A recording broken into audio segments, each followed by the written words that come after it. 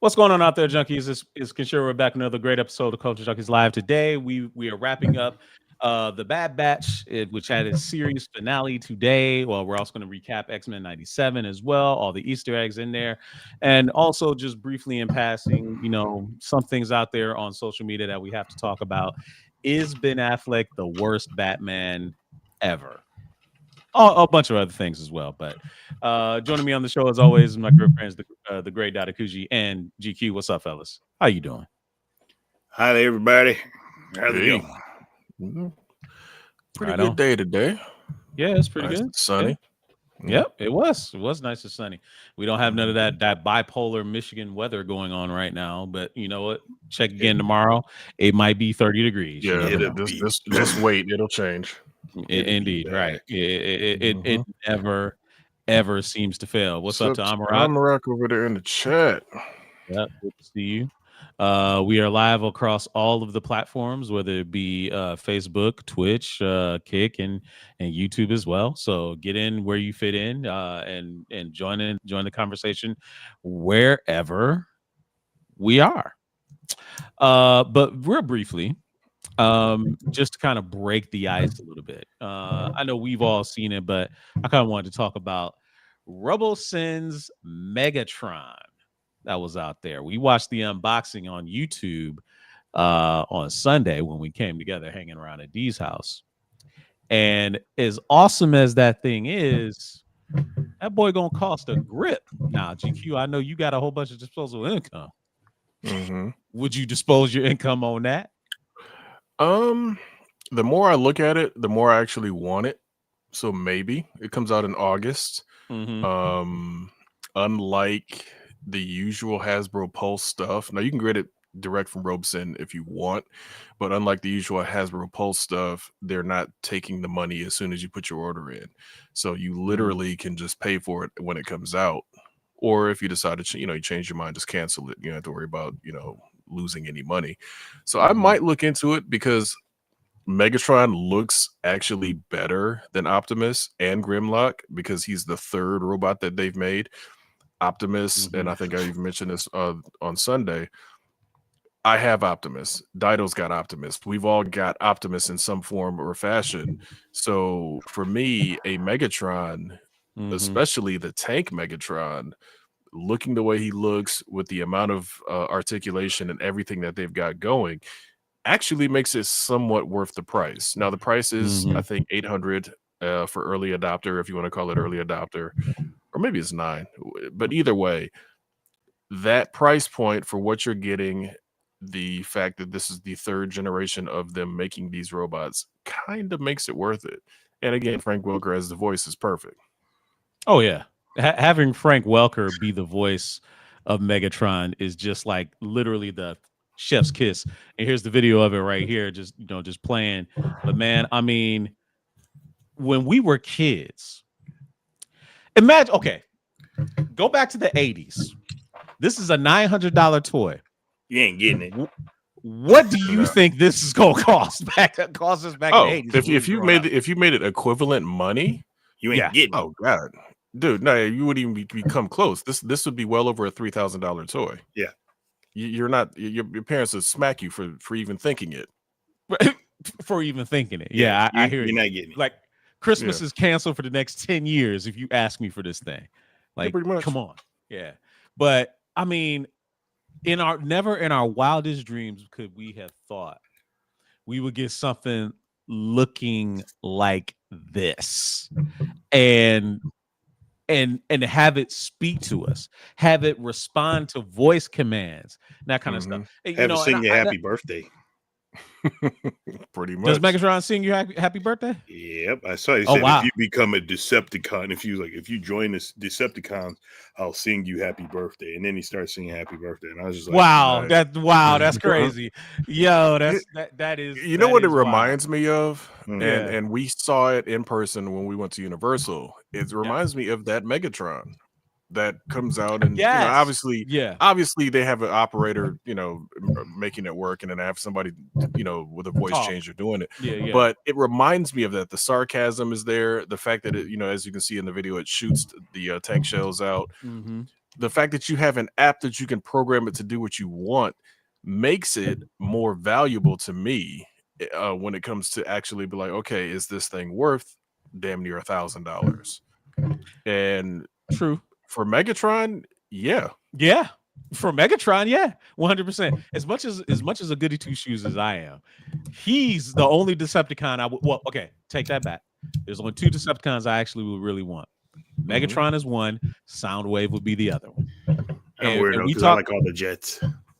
Okay, the Jets, but I couldn't stand Starscream. Starscream He was like, annoying. Most yeah, definitely. he was an annoying punk. I couldn't stand him. Optimus, obviously, you want to have, but think about when we went to Disney, and we built our droids. This is kind of what we were hoping our droids would end up being, something like this.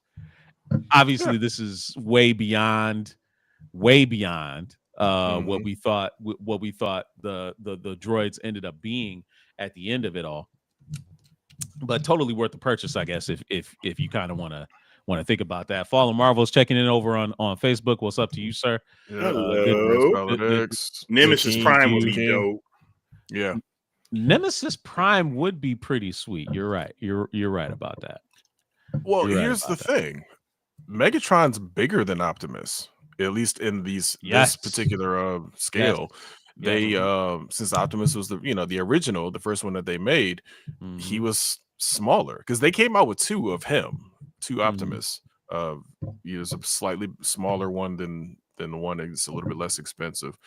Then of course they came out with Grimlock, which me personally, I like Grimlock, but I was never a huge fan of Grimlock out of the cartoons. He looks cool. Whatever. To me, his team should have been combiners, but they never were. Kind of. They have. Well, let me. Well, no, I'm saying G1. Yeah, what G1 they most definitely should have. Yeah, I know. Later on, they made them able to combine. I'm just saying, Grimlock has never been on my list of like top 5 Transformers anyway. Yeah, Optimus and Megatron are. So for me, getting Megatron would be it would just make sense. So yeah, I probably will end up getting him. I'm thinking about it a little bit because obviously August is a couple months away, but I think it's kind of worth it compared to the Optimus one that they had. All right, so we got there's more than a few people here. I think we kind of let enough time pass. Should we talk about X-Men 97? Like how awesome that whole thing. Yeah, like obviously trying to do it without spoilers is always hard, and if you're going to join the Culture Junkie Nation, we don't want, I don't want to say it's required homework for you to watch before you watch our show, but we really would appreciate it as your professors, as your lectors of all things great in culture, if you be kind of like ready to join the discussion watching the show with us. But yeah, so this show's episode is obviously another great one. I mean, they are 8 for 8. I don't think they've had a bad episode yet, which is absolutely refreshing if you think about it. Because even by most standards, an animated show, even with world building, given only that you only have like half an hour to dedicate to an episode, you'd expect maybe there be a little some episodes that are off more than others. Not X-Men 97. Every episode is just great, but this one full of Easter eggs, full of action, a lot of really good stuff, and in a pretty neat narrative. So, Dido, why don't you start first? What you thought about this week's episode, and where it's all building to? Well, this week's episode to me, though it's not as gripping as the other ones, it was still filled with a lot of story, a lot of things that I had no idea that kept me interested.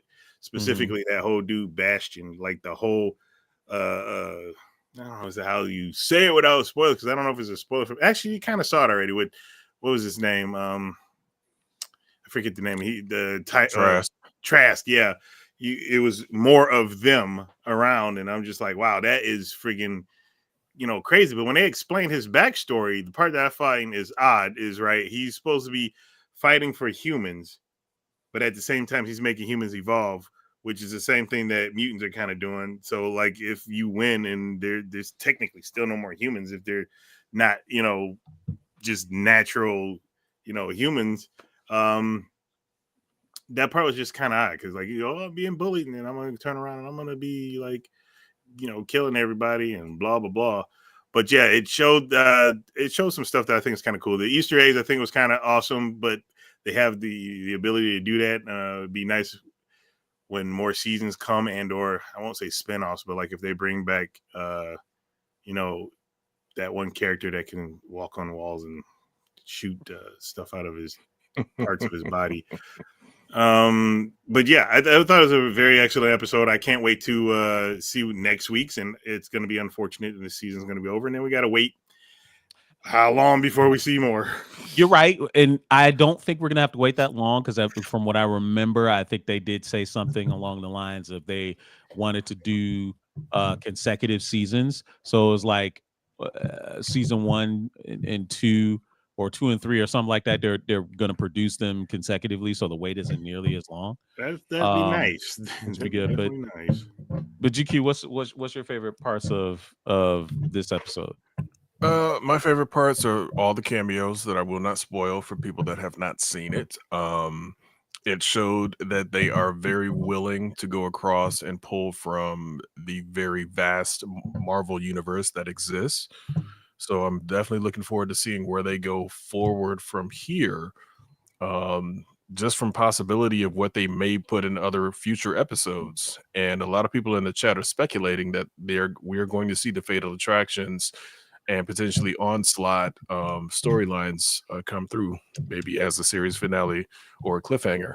So I'm very excited. They have done a great job with this. If they use this as a kind of jumping off point as to type of stuff they can do once they cross over to the live action and the MCU stuff, it's going to be insane. So obviously, this is helping build even more hype for Wolverine and Deadpool, as if that movie needed any more hype than it already has. I know, right? But I'm looking forward to it. I'm glad that they did this and they're doing it the way that they're doing it. And they're just, like I've said every time before, they are not trying to give you any long drawn out stories. They're just like, here's the main bullet points, keep up. Yep, So I appreciate that. Yeah, meat and potato straight up. So I'm enjoying every single bit of it. Yeah, no, I totally get that. And I hope the series finale, season finale, I hope it's like a double episode or something. I hope it's like a extra long 1 hour episode. Because I mean, obviously they did say it's part 1, part 2, right? Yeah. I just again, if they're going to end, I don't want it to be over. I guess that's let it be, a double episode or whatever. But let it be, 60 minutes long or whatever. I think that'd be awesome. Yeah, much like the series finale of Bad Batch was 60 minutes. It was an extra long episode, which is good. But for me personally, a lot of things tripped me up in this episode. I kind of thought, we saw a little bit of with what happened with Dr. Valerie Cooper towards the end, and but that kind of made me think that she wasn't who I thought she was. I was thinking that she was actually Mystique in disguise or something like that, which would have been a pretty neat twist. But obviously that wouldn't have been. I mean, that ended up not happening. But it's building toward a crescendo towards the end. I'm not gonna lie. Okay, so while I was listening to the episode, while I was watching the episode, listening to Bastion talk. Am I crazy for thinking that he sounded just like Neil Madonna? I mean, that'd be a perfect person to play him in live action. He would, right? But that's exactly what he sounded like to me. He sounded like he has the same Neil type Madonna. of cadence. Yeah, he has the same type of cadence. He's not a mustache twirling villain. He's just a real, just even keel. Just look, I'm doing this because this is what has to be done. And I appreciate that, because you've got all these other villains that he surrounded himself with that are the crazy, more out there, different, just look at Sinister. Sinister's different as all get out. He Sinister relishes being in the middle of chaos and causing chaos and experimenting and doing all that stuff. Bastion's just kind of like, look, I was born for this, and this is what's going to happen. This is how it's going to get done. So I appreciate the basically the give and take between the two characters. And of course, Sinister's Mhm. got his backdoor thing that he's trying to run and figure out how. He's like, look, I'm going to get the better of this guy either way, because that's just who Sinister is. Right. Iguana's over on Twitter, and one comment that he's got is how the X-Men 97 creator Bo DeMayo has been all over Twitter, kind of like subtweeting and retweeting about the episode. And he says he's been great about it on Twitter. He's been telling fans what episodes of the original series that they need to go and check out in order to be ready for the season finale, because there's going to be a lot of callbacks coming out. And as great as DeMayo has been, and he has been great on Twitter, I got to know, what is it that got this man fired? Because it was OnlyFans. I get that it was OnlyFans, I get it and stuff like that, but man, can't y'all just give him if this is what this man is in charge of producing? Look, man, bygones be bygones. Just already got down. They already got 2 seasons out of him, though. I know, but I know, but can't let this man be involved somehow, because clearly his love for these characters is showing through with the quality of this show. You can't lose talent like that. I know he's only one guy, and yes, there's other dudes that can have the opportunity, but he's a known commodity now. He helped produce this show. Mm-hmm. Probably what we would say is arguably the best Marvel animation thing we've ever gotten, right? Mm-hmm. Yes, it's built off the back of something that came before, but still, these 10 episodes is greater than, would you say is greater than What If, even though What If it says 2 seasons? It's better than What If. It's better than any it's better than X-Men back in the 90s of X-Men animated series. In 10 episodes, you're ready to say that, though? Yeah, I've said that. I said that after the first few episodes. Because I'm sorry, 8 episodes. Sorry, yeah. 8 episodes. I said it well before then, because I liked and loved the X-Men. We watched it. Some watched it on Saturdays. Some watched it after school. Whatever time you watched it, when you watched it, it was very grand to watch. But the quality went down, and some of the storylines were not as heartfelt, not as powerful, not as like, they didn't do as much in as little time. It's just better. I mean, not a spoiler, but you finally get to see Wolverine use his claws in this episode. True. You got to see him, and he was eviscerating things. Yeah. Right. And how about this? Right. They find the one enemy that wouldn't trigger any parents out there. Enemies that cannon fodder that essentially can regenerate and not have to worry about there being a bunch of red blood or any of this other kind of stuff. We get to see Wolverine go a little bit crazy. Shout out to Nightcrawler too, though. Yeah, shout out to Nightcrawler too. I liked seeing what the teleport looks like from somebody else's perspective. That was kind of cool. Yes, that was really cool. creative. That was really creative how they did that. Obviously, that's not a spoiler for anybody. People have theorized what happens. This was like, look, here's what happens. Mm-hmm. Even Wolverine, was like, "What the hell was that?" Exactly. I thought that was cool. Yeah, I thought that was cool. Yeah. And you think about the warping of time that Nightcrawler is doing when he's doing his thing. Because like for other people that aren't traveling with him, it's an immediate thing. For others, it's almost like a time dilation deal where there's like a rubber band effect. You know what I mean? Yeah. And so that part was kind of cool. If you haven't seen the episode yet, absolutely go and check that out. That part of it's going to be really cool. It was interesting taking Rogue a little bit off the board this week. I kind of was anticipating something there, but we didn't get that. Where do we kind of had to? You had to with this one. Rogue, unfortunately, is very similar to Storm. She's too powerful to drop in the middle of certain things, and it's just like, okay, if Rogue is there, you basically kind of have Captain Marvel, just minus the energy power. You have all of that crazy strength and everything that she can do. It would have made this episode a little less threatening.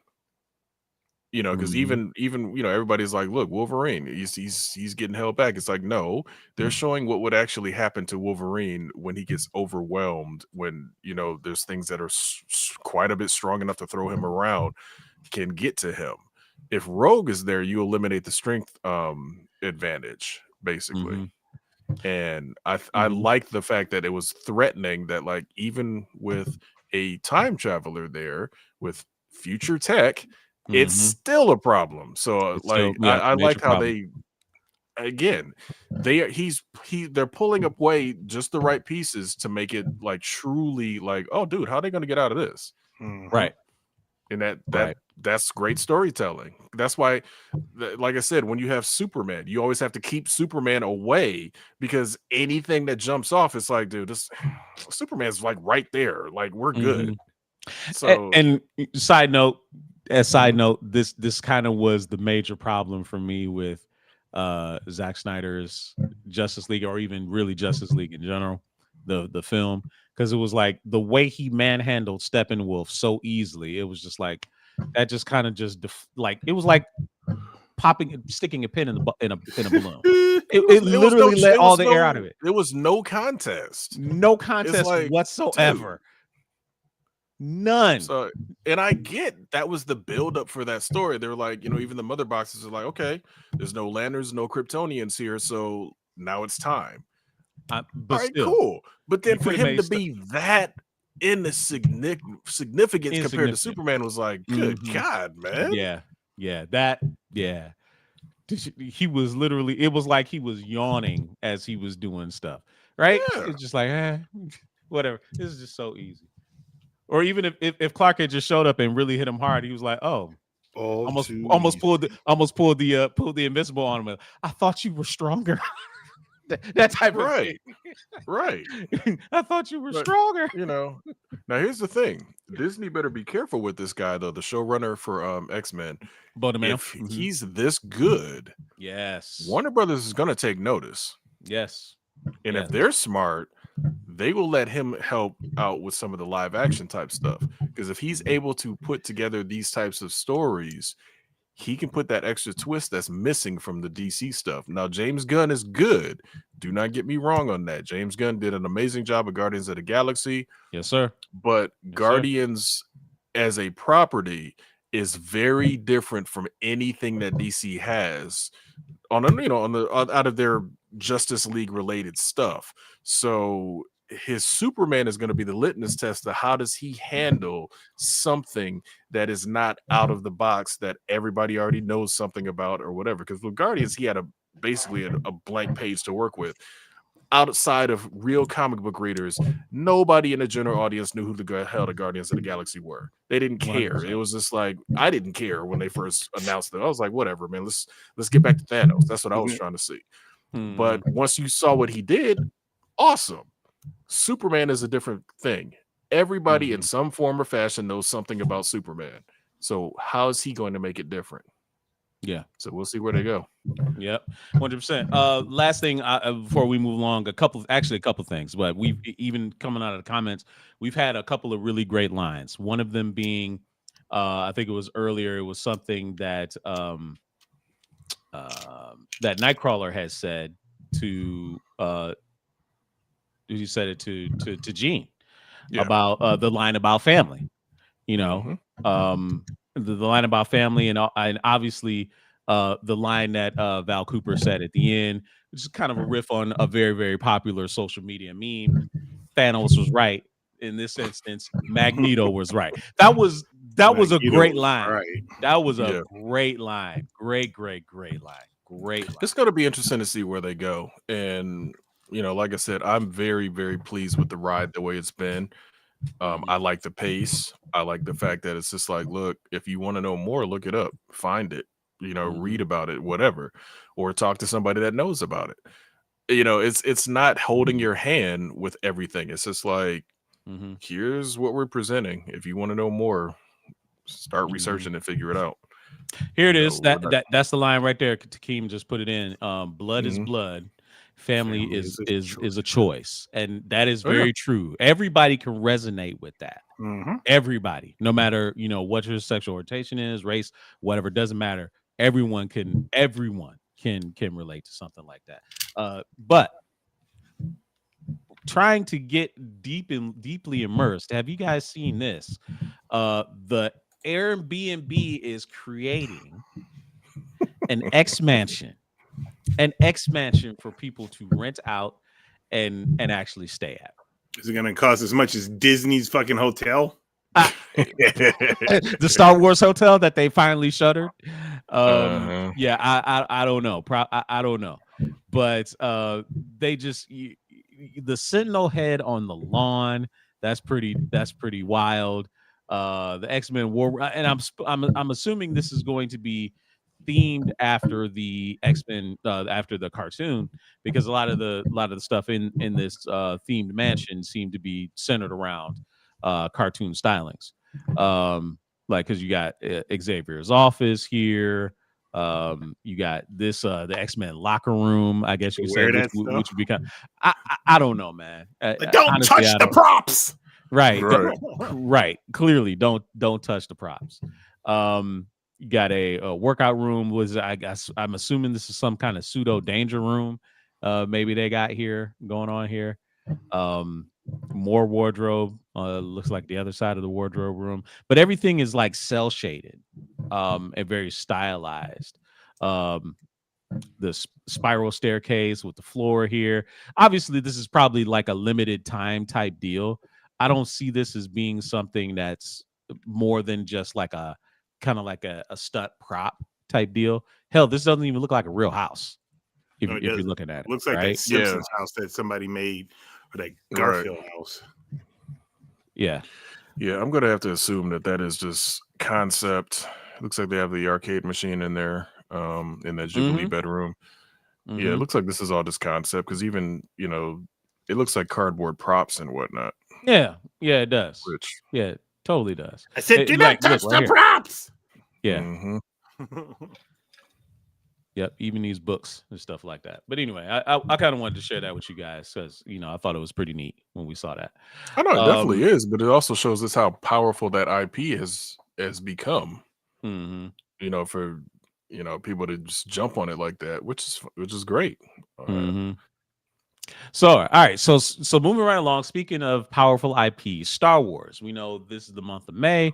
This weekend is going to be May the 4th. A movie marathon of the Skywalker saga is going to be back in theaters this weekend, I believe. Which, as I digress about this part. If they want people to go and see these marathons, you should give them some kind of incentive. Right now, there is no incentive to go and see it. Just that, we're putting them back in the theaters. Don't you want to go see it? Well, no, I already have like 2 or 3 Blu-ray sets of the films. I think I'm good. I don't need to go see it in the movie theaters. But The Bad Batch, 3 seasons. The series finale was today. I kind of wanted to briefly talk about the Bad Batch, because we've been going off and on about it a little bit, so a little bit of a series retrospective. First, this series finale. What did you guys think about the series finale, Dido? Did it stick the landing, or did you feel like it left you wanting a little bit? You're muted. Muty. It was a good episode, but it did feel like they wrapped it up really neatly. Like my expectations, which are very low most of the time, and I knew they probably weren't going to go that way, is just that I thought that some bad stuff should have happened. I think that they shouldn't have necessarily. And to Han, because we were trying to talk in the middle of the thing, and he wants us to say hello to him. Hi, we see you. You're there. We're also conversing. You'll have your turn to talk as well. I think they should most definitely have killed some people off. Part of me felt like they all should have died or got captured or something. Maybe they should have got shot into the universe that Ahsoka and Sabine is in right now, or just Ahsoka. I forget who. They should have did all that stuff. I think something, but they didn't, and now we got to see where they're gonna go because I don't know. And like I enjoyed the episode. I thought it was good. Plan came together. They worked it out. People got. It wasn't easy, as Egg Shan said. It wasn't easy, but they they did it. And then I just now where we go, because we got characters again, and it's gonna happen. To me, it's not a bad thing, but you got characters that not even in the movies. We're not even talking about the movies. We got characters that are not in any other series that took place after the movies, and now they got to try to retrofit stuff in there, which is kind of weird. It's not easy. They seemingly so far have made it work. I think. GQ, what did you make of this series finale of Bad Batch? I thought it was cool. I mean, remember the opening words are a long time ago in a galaxy far, far away. A lot of these characters could be on some other side of the galaxy from the story that we all have witnessed from the Skywalker saga. There's a lot of room to put these character stories somewhere, and didn't hear about them because, well, obviously, one, they didn't exist yet, but two, okay, they're on the other side of the galaxy doing stuff. So I mean, there's always room for more. I mean, let's not forget the very first retcon was Rex, who legitimately was just a dude with a white beard in the background in Return of the Jedi, who they retconned into being Commander Rex. Yeah. So I mean, they can do, if they can do that, they can do anything. So I mean, it's True. it's one of those things. I enjoyed it. Like Dido said, it did seem like somebody should have died, or it seemed like somebody was going to die, especially when they first started off. Looking at what happened in the last episode to this episode, I could have swore, Big Dude was about to bite it, but it kept him alive. Right. It kept all, the other remaining. So the only, as far as we know, to this point, casualty of the Bad Batch is Tech. So that's kind well, of no. Takeem just mentioned we had a movie and show character die, and yes, you did have somebody who appeared in the episode 2. Because I believe she was in episode 2. She died, and the dude that killed her people. Well, I don't know if all her people. It was just a city. Oh no, people died. It's just they weren't characters that we cared about. I think that's what you were saying. Or we expected somebody like, worth of somebody from the team to die, not just because people died, but they were expected to die. It's like nobody cares about the Empire at this junction. We all rooting for the Bad Batch. So 100%. I too thought the episode as the episode itself was okay. I did think they played it like Dido said. I thought they played it a little safe. It felt like they were building up towards some actual stakes, and then they kind of chickened out from having any real lasting effects. Because like, okay, what if at the end of it there was really only one survivor? Like the Bad Batch literally gave their lives to basically save Omega, which would have been pretty sad. It might have had a little bit more impact because like we said, like we've been saying in that episode, each of them had their moment where we thought, okay, yeah, this is it. This is they're done, right? But it ended up not being that way. But obviously, as we saw at the end, they showed they aged it up towards the future. Omega was an adult at the end of it all, and you saw that she actually went off and joined the rebellion. That leads people to wonder, okay, where are they going to go from here? Do you see where would you see something like Omega being popping up in? I think that there could be a place for her, possibly, maybe in the Mandalorian and Grogu movie, maybe. I don't know, maybe in season 2 of Ahsoka somehow, some way. I don't know. We'll have to see. What do you guys think? I think she should meet up with Boba Fett because that's her brother. But by the time we see that Boba makes Fett sense. now, Okay. Yeah, that's like her. Well, I want to say brother. She is. I don't know how that works, but okay, brother. But they'd be quite old by that time, I guess. But regardless, maybe she meet up with him. I don't know what they should do, to tell you the truth, because unlike Ahsoka, who we had way more screen time, way more character development, I personally never, got to like Omega in the same way. Ahsoka was annoying when she first showed up, and over the time she started getting better and proving herself, and now it's just a phenomenal character. I don't think we got that with Omega.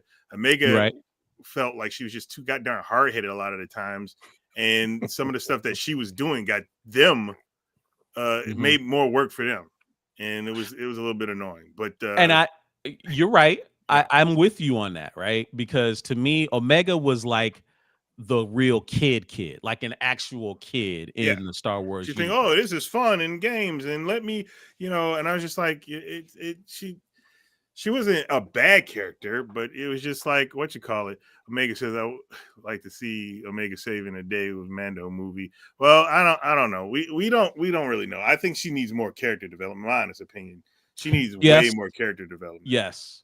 Do you, in GQ, let me ask you this. Do you feel like characters like Omega, Wrecker, Crosshair, Tracker, do you feel like they are a little bit, because we're kind of like Star Wars diehards, if you were to throw them in a live action film, that it would there would be a little bit of a, how people complain about the MCU of having to watch other stuff to get introduced into a character. You kind of just throwing them in there, and we're supposed to, expect to know. Like, okay, like Quinlan Vos, right? Nobody in the clone, when they were watching the Clone Wars, knew who the hell Quinlan Vos was, unless you read the comic books or even the novel that he was in. Didn't know who the hell he was, even though he supposedly showed up in episode 1, supposedly in the background, supposedly. Exactly. Like nobody knew who he was, right? But we did. Do you see it being something like that if Omega was to show up somewhere? I mean, Hand of Omega brought it up. It's one of those things where, yes, there's going to be part of the audience that doesn't know who that is. That's fine. You're not supposed to know every single thing when you go to the theater. Otherwise, why go to the theater? Yeah. You go there. If you see something like, oh, hey, if you want to know more about it, find out more about it. We live in an information age where you can just pick up your phone and Google who the hell was that in that Star Wars movie. And I guarantee you, if your description's close enough, you'll get the right response in Google. So I don't care if they throw in characters that the audience doesn't know about. That's their problem, not mine. Yeah, I mean, I don't know everybody in X-Men, and I'm still watching it. I don't know who the hell Bastion was. Don't care. Right. I figure, I mean, they're going to tell you, and/or I can go look it up, and/or I can have conversations with my friends who do know about that stuff, and/or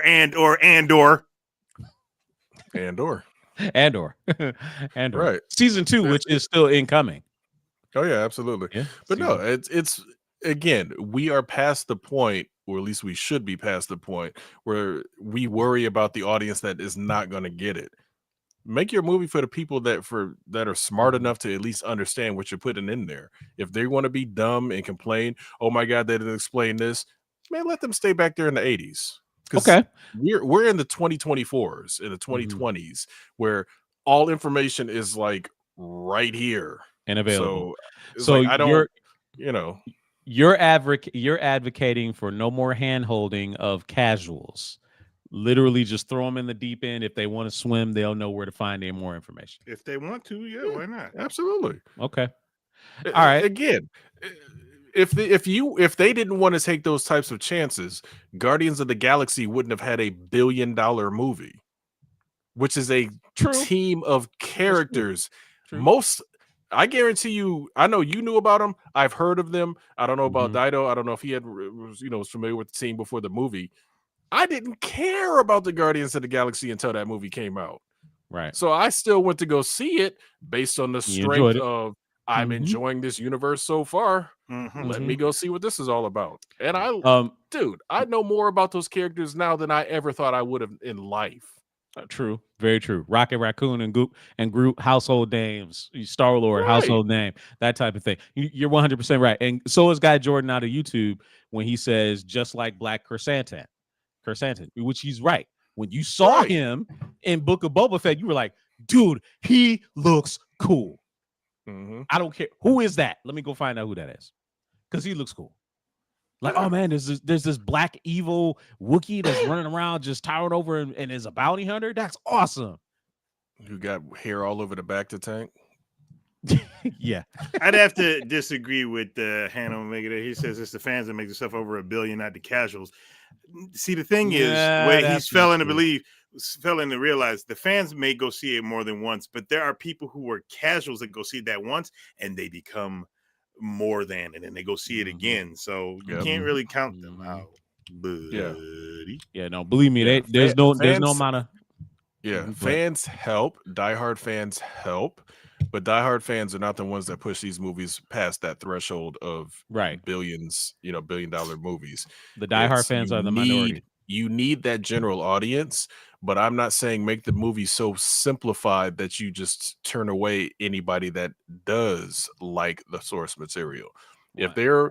If a person is gonna get out of sorts over one or two characters that they've never been familiar with or don't know anything about, that's just a person that's just not willing to do the research if they need to, or at least to use their brain of like, okay, here's a character that they're putting into this film. There's got to be a reason why. Let me go figure out what that reason is, or ask somebody. So it's a two-way street on that one. Yeah, I agree. So now that the Bad Batch is over, I wanted to ask you guys this, and all of you out there in chat land that are still following along with us. What is the best Star Wars animated show that we've gotten? And full disclosure, I created a poll on Facebook. I can't really create a poll on YouTube or Twitch. Well, I kind of can, but I just don't have it set up. Here's what I'm going to ask you. We're going to go ahead and already admit that no matter how many shows we put in this list, Star Wars Resistance is going to be last. I think we can all agree on that. I tried. 100%. Really tried. That is going to be last. 100%. We can admit Star Wars droids. We can admit that, right? From back in the 80s. No one's really even caring about that. So let's just focus on the stuff that is. Boba Fett cares about it. I guess. Boba Fett's first appearance was animated show. So I know. I thought he was a Christmas special, which is part of that. It was Christmas. It was part of that. Let's keep it to has been created under Dave Filoni's fedora, essentially, right? Would ranking from including Star Wars Visions, Tales of the Jedi, Clone Wars, Rebels, The Bad Batch, what would you say is ranked number 1 through 5? I like Clone Wars the best. That really took the story of the prequels, expounded on it, made it better, gave so much character development, fit in pieces like the Legos. They put them in there. Rebels definitely, I think, was after that for me. The problem with Bad Batch is I kind of wrap that up with the Clone Wars. It just seems like a Clone Wars side story, and that's the problem with that one. But what other animated shows have I seen? I'm trying to Tales of the Jedi and Visions. I mean, they may be animated, but they're just again, we're not talking narrative. I'm just literally out of enjoyment of the best word animated stuff that we've gotten. Number 3 would be Visions, then. Not Visions. Not Visions. Tales for the Jedi is 3. Okay. And was Visions the one with the anime and all that other stuff? Yes. Yeah. Then that would be like those. Yeah. 4, and then you would put Bad Batch behind that. Wow. Bad Batch. See, the problem, like I said, Bad Batch kind of is like Clone Wars with me. It's like a twofer. It's like when you're not fucking getting a pizza without some cheese. That's But you can't say are you trying to say that Clone Wars is 1A and Bad Batch is 1B? Like, no, it's a side story. Yes, it's a different show completely, but it's based off of that. It's the continuity of that. All the rest of them are their own other stuff. Now, I get what you're saying when you're trying to say, but when you're ranking which ones are good, for that one to be ranked, you have to look at it as a part of Clone Wars, because it's just a side story of Clone Wars, where the other ones are great animation, because Visions with some great storytelling going on. None of them are canon, but there were some great stories being Yes, there told, were. great Great stories. animation being told. Great Tales from the stories. Jedi was great, but that was also kind of like what do you call it? Clone Wars, side stories, because it was characters and it was putting in more pieces to the puzzle for the Clone Wars. So, like, for me, take everything that's Clone Wars and Clone Wars derivative and put it together and call that, number one. So that I would take Tales of the Jedi and Bad Batch and lump it in. It's my pizza with the cheese and the pepperoni and mushrooms, you know, I got and you. that's there. And then the other stuff. Him saying that makes me want a pizza right now. Me too, because that peanut butter jelly sandwich was not hitting. Right. Hey, was it No, crunchy but or that's the creamy? thing. That's the thing. Oh, go ahead. Crunchy or creamy? I only do creamy, man. I'm going to tell you something that you may not know about You do peanut crunchy? butter. No, I don't do crunchy. Oh, I was about to say. I'm going to tell you why. Okay, no, I'm going to tell you something about crunchy. The reason why I don't do crunchy, people like crunchy, love it, eat it.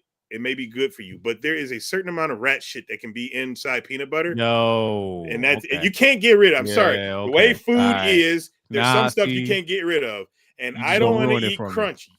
Just gonna ruin peanut butter for me now. Okay, now Yep. thanks. Now I can't think of peanut butter the same way. But real briefly, I'm gonna talk about Anna of Omega. He says, I think I skipped most of the second season of Resistance. Just watched the ending. Looks like most of you completely forgot it. We didn't forget it. We just ignored it. Yeah, I tried. We ignored it. I really tried to watch Resistance, and I thought the best thing was when they lined up Hux's speech.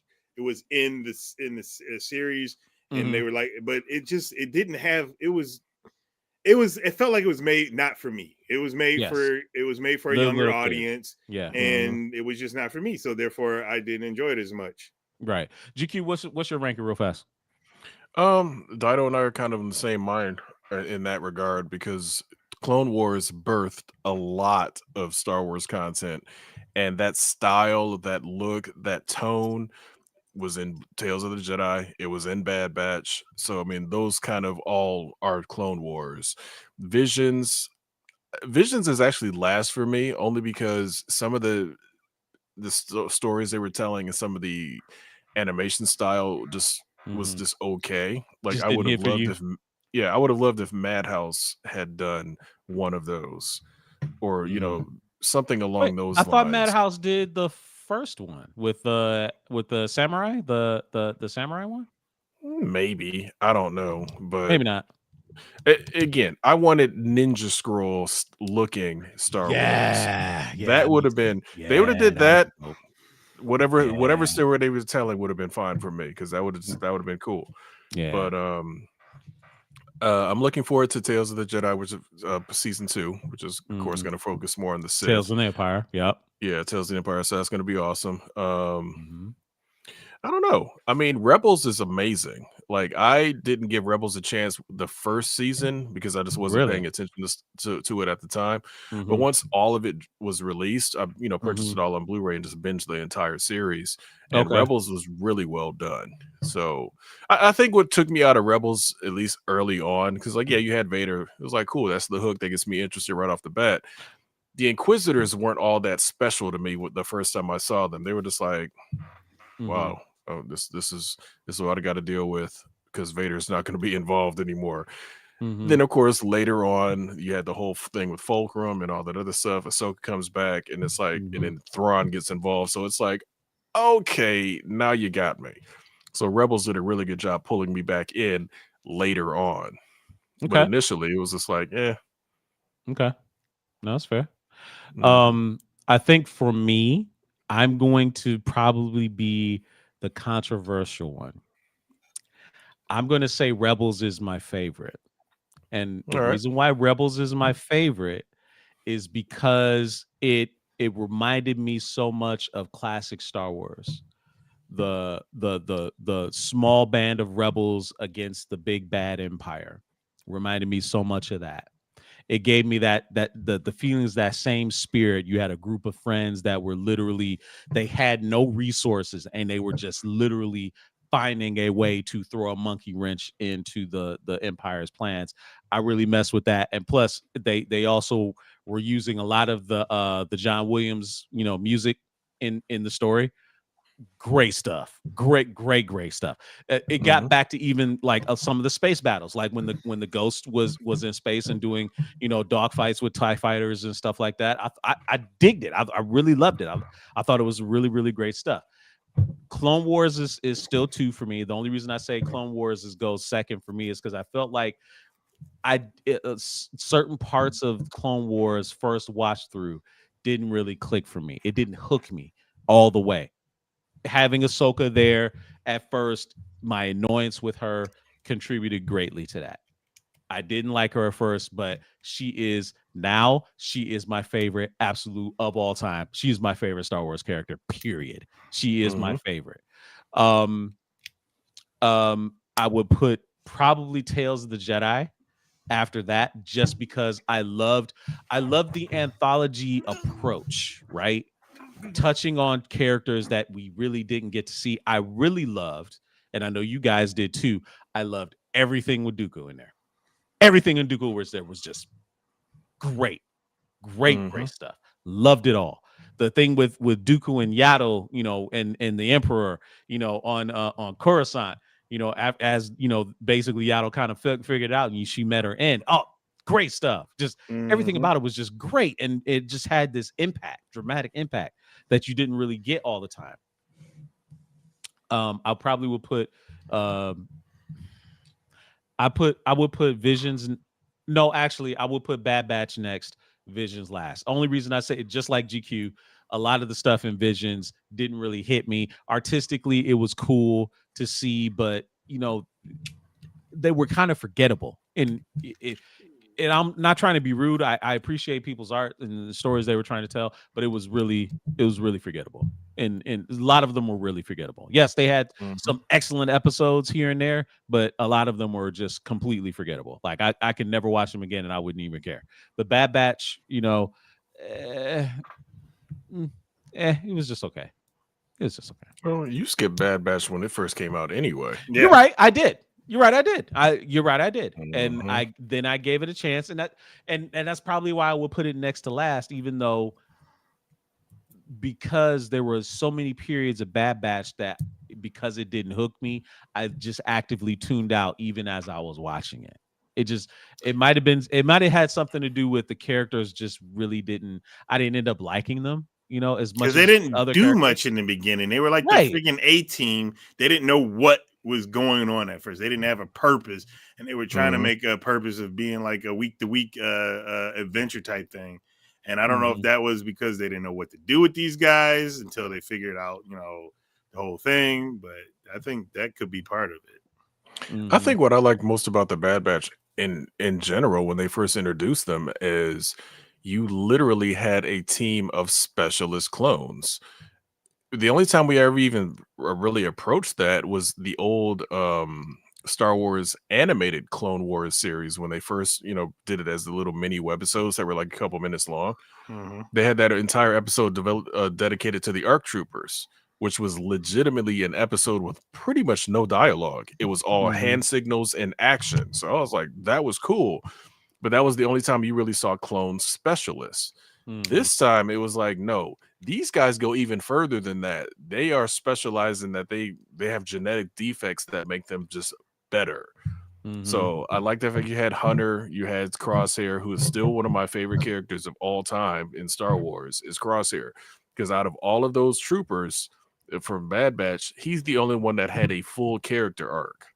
Everybody else was kind of basically who they were when you first met them. Tech, of course, died, but he was still the same guy all the way up until he died. Crosshair started off as just a badass sniper that doesn't say much, to one that didn't necessarily get activated by Order 66. He kind of just already was that guy. Because he was a loyal soldier. Right. Yeah. Then he goes through this whole arc of basically turning against his team, gets betrayed by the Empire, kills an officer, or, disobeys orders, comes all the way back around full circle. So I thought that was a really cool arc to tell with a character that most people would either take him or leave him. There's like, either they don't like him because he has a bad attitude, or like me, they enjoyed the fact that he was so drastically different than Mhm. everybody else around him. So I thought that was really a fun story Well, yeah, to watch. because and Filoni purposely gave Crosshair a flaw, if you want to call it that. In that he was so loyal to orders, that he was so loyal to his programming. I'm just a soldier. I'm just a tool. You point me at a direction, give me something to kill, I kill it. That's it. And Hmm. I'm not going to question anything. He didn't question it. He just literally just went along. And narratively, that makes for very good, character development fodder, because he Hmm. had to grow as a character. Now, Omega still, I mean, yes, she grew, but she didn't grow like Ahsoka did. No, And not at all. granted, that's not fair. Ahsoka got 7 seasons. Omega got 3 truncated seasons. That's not fair. It's not fair. But still, the writers could have done a better job with Omega had they really wanted. Maybe there was just too many characters to handle. I don't know. But when you have the Clone Wars sitting right there, they had maybe 4 or 5 times the amount of characters that the Bad Batch had. That's no excuse, in my opinion. Omega just as a character just wasn't hitting for me. So I know I said where could she pop up again next, but if she doesn't appear again, I'm not gonna be hurt. I'm not gonna be hurt. Who knows? Bringing back something that came up earlier, Yeah. Patrick Dominguez had said he had a Mhm. question. How come there weren't any female variants? I'm not 100% sure what he's talking about. If he wants to re-ask that question, we can try to Yeah, answer it. He must female be talking about variants the clones. Omega is the female variant, and and so is and that so is doctor, Emarine. And the doctor, yeah, Doctor Emarine, yeah. Carr. Yeah, Dr. yeah, Carr, Dr. Emarine Carr. Carr. Yeah. Yeah. So Emarine. if She's that, she's a yeah, if that female was, variant. Yeah. yeah, if that was a question, then absolutely, that's what it was. There are definitely female clones. Mhm. Given that she is the alpha to Boba, um, they could have a little flashback story that they could tell where she does meet up with Boba Fett before he becomes Boba Fett that we all know. Mhm. So there's Well, tons of possibility but technically, seems how she didn't leave Pabu until the rebellion was already that fully we in. know of. Remember, That's true. she's aging normal, just like Boba ages normal. Hmm. So that because you saw how much older Hunter was in that flash, I'm not Yes. flashback, in that after Hmm. during credit scene or whatever you want to call it. Hmm. Epilogue. Yeah, Yeah. epilogue. Thank you. So that was literally, if let's say she's aged what, 10, maybe 11, Hmm. and whatever we've been seeing, she was probably in her like early 20s right there. Boba's in his early 20s. He became the notorious bounty hunter right around that same time. Hmm. So they could tell whatever story they want to tell because we don't know that she didn't leave True. That's because true. she said the rebellion needs pilots. I Hmm. guarantee you she's been flying around the galaxy at some point in between those times to garner enough courage to say that, yeah, I'm going to go out and become a pilot in the rebellion. So I Hmm. guarantee you she didn't just stay on the planet. Yeah, that's So true. there's always backstory and a little extra stuff that they can tell. They could easily do a spinoff. Well, No, we'll see if they do that's it all or true. not. That's all 100% true. All right, so that pretty much empties the topics. Anything anybody else wants to talk about? I mean, I know we're getting ready to end the show, but we got a few more minutes. We can chat out there a little bit about. Oh, let's bring it back to this worst Batman ever, thing from social media. So there was a recent ranker poll that I actually went and looked at, and the results have been updated. So he's technically not the last, but when it caught our attention, I guess Ben Affleck had been ranked the worst live action Batman actor I think that's some bullshit. ever, which I totally 100% also think is BS, especially when you consider that George Clooney is out Yeah. there. So they ranked Michael Keaton number 1. Now, do you guys have any issue with Michael Keaton being voted as the worst, Ben Affleck being voted being Michael Keaton being voted the best and Ben Affleck being voted the worst. Do you guys got issues with any of that? In my honest opinion, yes. It for me the worst Batman, but it depends on what you define as worst. Would be Adam Adam West? Adam West, yes. Adam West is the worst Batman, But he is a different style of Batman. It's just to me, I was gonna leave him out. it's hard to say stuff like that because George Clooney and Adam West are the same style for me. They're the two. They're synonymous. Like I said, if you take that script, I've said it before, take the Batman and Robin script, Batman and Robin, and take it to the 60s and have them film it with all their technology. That's what you would get. They will be able to do that. But I like Robert Pattinson. I think it's both Crab Days number 2. I like the fight scenes from Ben Affleck's Batman, and I like the Batman of the Batman. I didn't like his Bruce Wayne. I like this Batman because and I told you guys this, he instills fear into the criminals more than any other Batman on film has. And he's the only live action Batman that did a lot of detective work. True. So to me, I like them. So I don't think either one of them are bad, but they, whatever. I'm apparently not a nerd enough. Christian Bale didn't do detective work. He did more. He did more CSI forensics stuff. No, Lucius Fox did it. True. Yeah, Lucius did. Yeah, you're right. Yeah, you're right. Only detective work he even attempted. He cut a brick out of a wall that had a shattered bullet in it and said, it. Hey, Lucius, what can I do with this? Basically, that's legitimately what he did. Only thing he did is he bought a gun and a couple of different types of bullets just to see which one kind of made that same pattern of the shot. But he basically took it to Lucius. Let me get you a copy. Lucius did all the damn work. Lucius built him the damn sonar machine. It's like Lucius did everything for his Batman. And that's one of the primary reasons I don't really like Bale's Batman. That and you couldn't understand him like Dido was alluding to. Pretty much. Yeah. Anyway. No, to answer Hans' question real quick. In episode 2, Boba would have been about 9 or 10. Because the clones were supposed to be a 10-year period from when Sifo Dyas basically brought the payment or the order to the Kaminoans, and then they cloned, they set in motion cloning Boba Fett and cranking out clones. So it was about a 10-year gap between the two. Boba Fett was an unaltered clone, so he probably would have been about 9 or 10 when we first saw him in the movie. Also, to answer Guy Jordan's question, the Akuma trailer looks really good. I'm glad he still has his classic look available to him. And the new Hell Murder looks amazing. That new Raging Demon is good, man. Every chance I get, I'm going to use that on somebody. People are trying to say that's his domain expansion. Hey, either way, his trailer looks good. He drops on the 22nd of this month, I believe, of May. Yeah, so that's gonna be cool.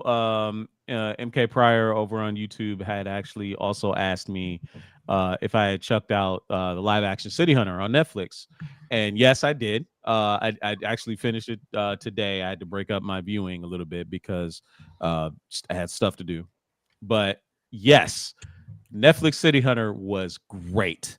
The guy that got to play Rio was literally the best. He is the perfect version of Rio. He can switch from goofy perv to super serious soldier of fortune in a heartbeat. Nice. And it's great stuff. And the gun stunts they were doing with Rio in this one, because the thing is Rio doesn't miss. Like literally that's his thing. Like you put a gun in his hand, he does not miss. He's literally like bullseye.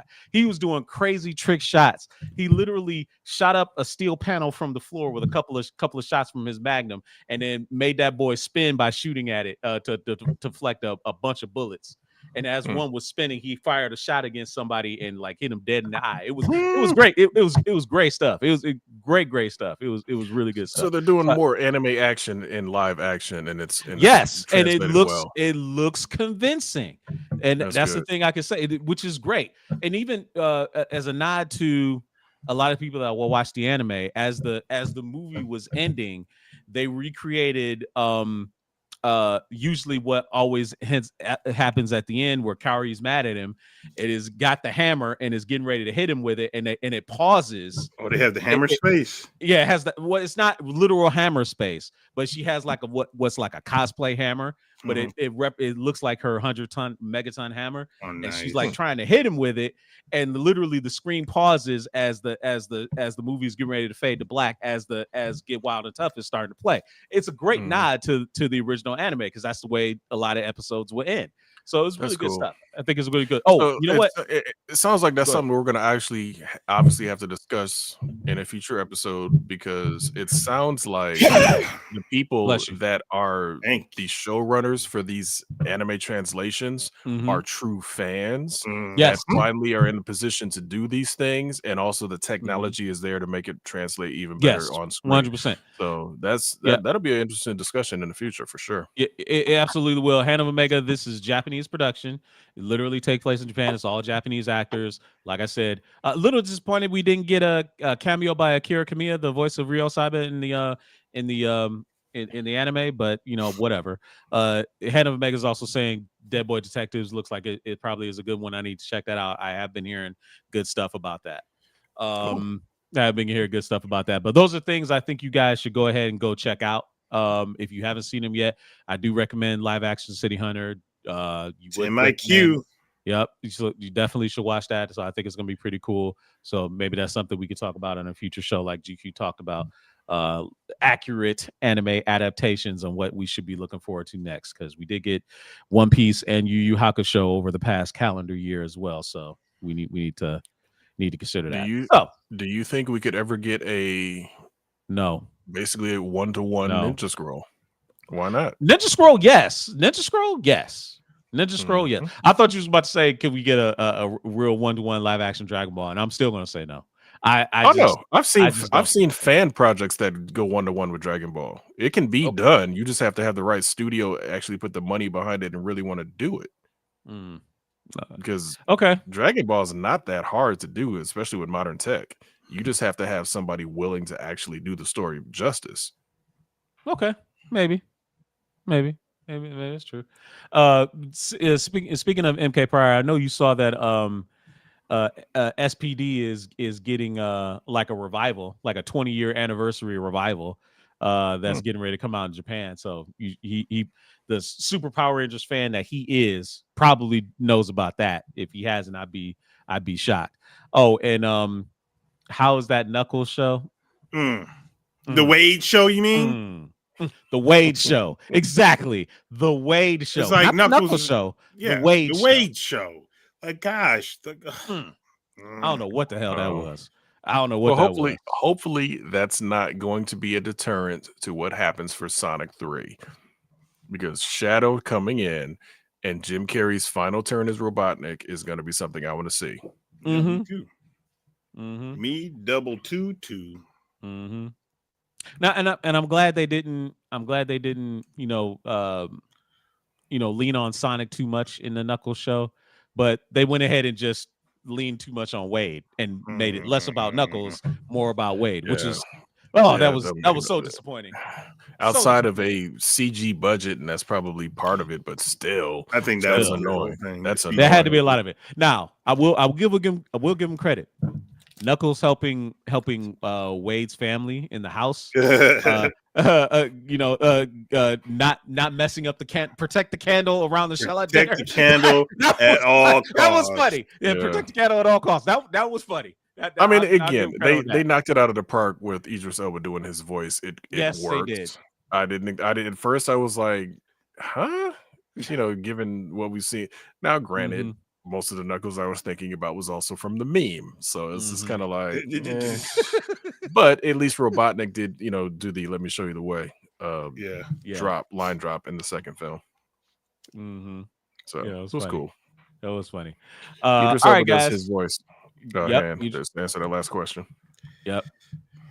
So that'll do it for this week's show of Culture Junkies Live. I want to thank everybody for joining us on whatever platform you've checked us out on, whether it's been YouTube or Twitch or Facebook or Kick. We appreciate all of you, all of our followers out there. Special shout out to our latest follower who just joined the channel earlier. His name is I'm trying to find him. Top shelf 95. No, we got a new Twitch follower in our chat. Let me see. Hold on a second. I want to give him a shout out because he just joined the program or just joined the chat of the channel earlier. Oh man, I can't even scroll back Top up. shelf's like I'm old. Yeah, you are. Yeah, Not cool. Magneto is right. It is not Wolverine Solid X, not Marcus 864. Brian Banks 108. Give you a special shout out. Thank you for following the channel. Appreciate Brian you being Banks, here. Appreciate you. Mm-hmm. We will see you next week, sir. We will see you all right here next week, 9 p.m. Eastern, 8 Central, for another great episode of Culture Junkies Live. I'm for my friends, Great Akuji and GQ. Have a great one. You guys take care. We see you next time. Make sure you're wearing your special underwear. God darn it. Wash them. Hopefully